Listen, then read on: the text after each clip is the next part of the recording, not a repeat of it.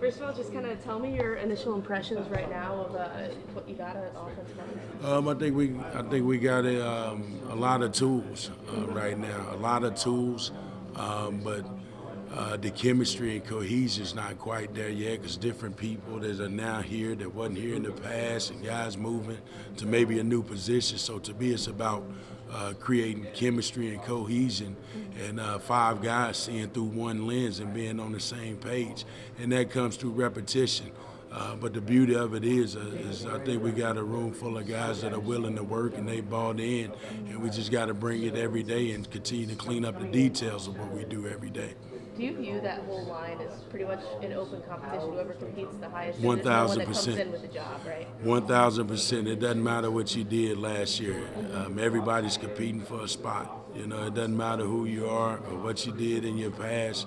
Every day's a competition, and everything you do is being eval on and off the field. So everybody in the room knows that. So that's the expectation.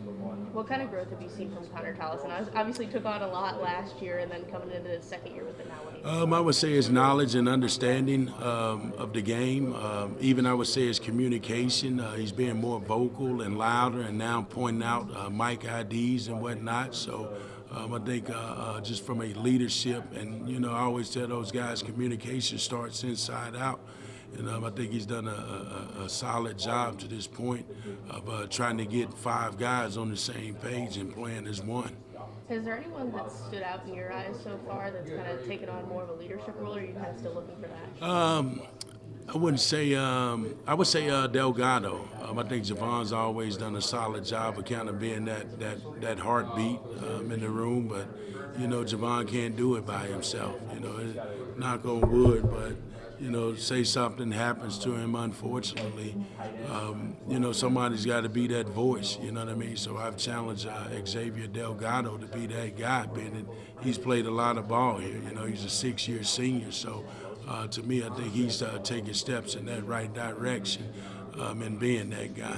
What's the biggest thing for you in spring camp that you want to see from these guys? A lot of people say fundamentals. Is that kind of the same for you? Absolutely. I think fundamentals and technique, absolutely. And I would say just mentality, toughness, and attitude. You know what I mean? Just putting on your hard hat every day and going to work. That's important to me. Because if you ain't got toughness in the trenches, or specifically in this league, it's going to be hard to survive.